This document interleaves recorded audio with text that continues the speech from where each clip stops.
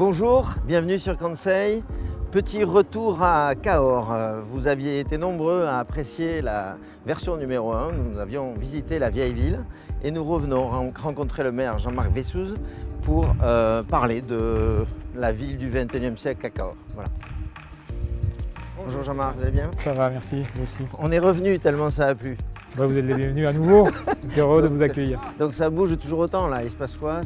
Alors là, c'est le festival de danse, les traces contemporaines, qui va animer toute la ville par la danse et puis par cette harmonie avec le patrimoine de Cahors et ses places nombreuses. En parlant de patrimoine, on commence fort, on est en plein cépage là. Hein, vous savez qu'ici, le Cahors, c'est avant tout le vin de Cahors. Et donc vous avez quelques pieds de vigne que nous avons souhaité mettre dans plusieurs endroits de la ville, avec ce cépage emblématique et le cépage Malbec, qui donne cet élément tannique au vin et que les Anglais appelaient le black wine, parce que c'est un vin qui tend sur le noir beaucoup plus que sur le rouge. Costaud quoi. Beaucoup de patrimoine. Alors on est venu pour ça justement, pour faire en sorte de rencontrer l'autre partie de la boucle, hein, ce que vous avez appelé la ville du XXIe siècle. Exactement.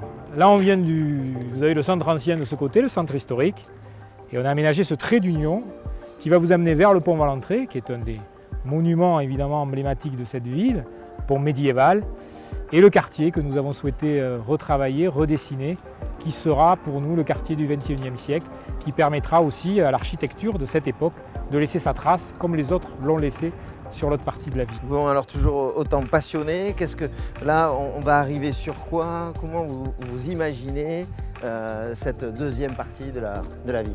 Racontez-moi. Quand on se déplace sur les coteaux autour de Cahors, on a dans cette boucle vraiment toute l'histoire qui se raconte avec le quartier médiéval, le quartier 19e siècle, entre la voie ferrée et le boulevard. Et puis il y avait ce quartier, entre la voie de chemin de fer et la rivière, où il y avait le pont Valentré, évidemment, mais tout autour, où il y avait un patrimoine bâti dont on ne peut pas considérer aujourd'hui qu'il avait une vraie identité. Et donc l'idée qui nous est venue, c'est de se dire c'est à cet endroit que nous allons pouvoir nous aussi marquer l'histoire de notre époque, puisque les architectes de l'époque avaient bâti le médiéval, les architectes du 19e ont bâti aussi leur quartier. Eh bien, les architectes, les urbanistes de cette époque vont bâtir le leur, mais toujours avec souci de la qualité, des matériaux nobles. Et donc ça, c'est évidemment quelque chose qu'on va retrouver sur toute la ville.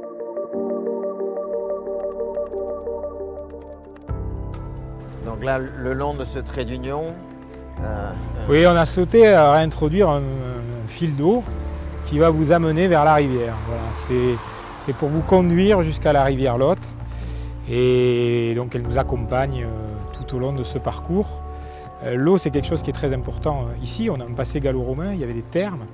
Et cette l'eau de Cahors est aujourd'hui non traitée, parce qu'elle a une telle qualité qu'elle n'a pas besoin d'être traitée. Voilà, il faut le savoir. Du coup, je crois qu'il y a une Cahors plage là aussi. Alors ça, c'est différent, mais on a la chance d'avoir une rivière qui est baignable et navigable. Et donc l'été, en bas du boulevard, sur les berges, c'est-à-dire en pleine ville, on réintroduit une plage avec des animations, des jeux, la possibilité de se baigner, une plateforme de baignade. Et donc pour tous ceux qui n'ont pas la chance de partir en vacances, ils se retrouvent, ils sont très nombreux. Quels sont les enjeux architecturaux? Quel est le programme prévu? Vous allez découvrir le monument emblématique de Cahors avec la cathédrale, le pont Valentré qui a 700 ans d'histoire, qui est un pont médiéval extraordinaire. Évidemment qu'autour du pont Valentré, il nous avait paru intéressant de travailler l'entrée touristique, parce que ça offre des vues, peut offrir des vues exceptionnelles, vous allez pouvoir vous en rendre compte. Et nous avions fait une étude en arrivant en responsabilité qui nous avait signalé qu'il fallait renforcer encore l'hébergement haut de gamme et l'hébergement d'entrée de gamme. Donc sur ces deux projets, qui sont un hôtel porté par un privé, de haut de gamme, et une auberge de jeunesse à l'international, qui là est portée par la collectivité, vous allez pouvoir voir les premiers témoignages de notre architecture contemporaine. On va découvrir ensemble ces deux centres d'hébergement. C'est parti.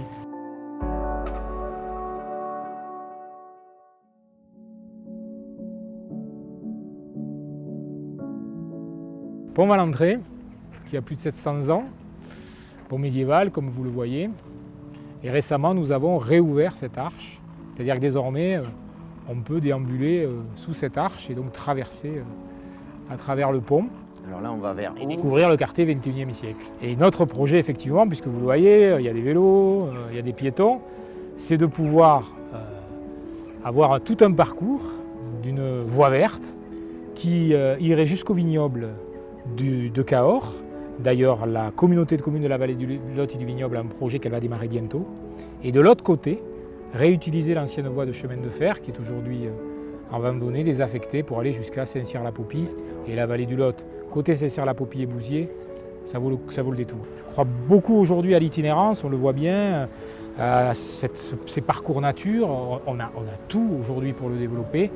Et c'est vrai que le piéton, le vélo, c'est quelque chose qui se développe beaucoup.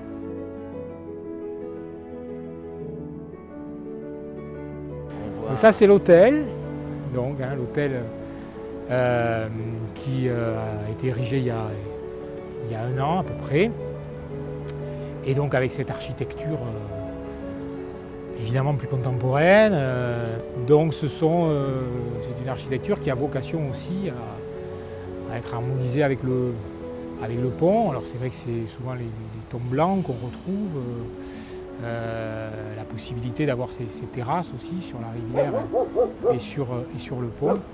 Et d'ailleurs, on imagine dans le projet urbain avoir tout un parvis devant le pont qui permette d'avoir, avec l'hôtel, avec l'auberge de jeunesse, avec les bâtiments qui sont devant la voie de chemin de fer et demain avec le bâtiment des docks, la scène de musique actuelle qu'on a entreaperçu en passant, d'avoir un véritable parvis pour le pont et un front bâti de qualité qui pourrait lui faire écho.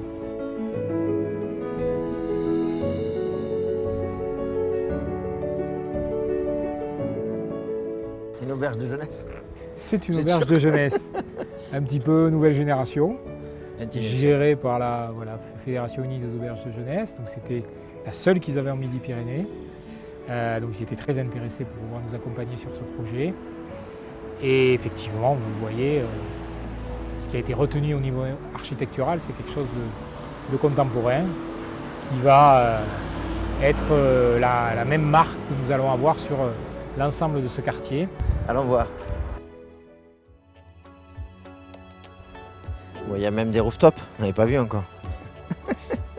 Il y a une activité qui se développe forcément, elle a ouvert il y a 2-3 mois.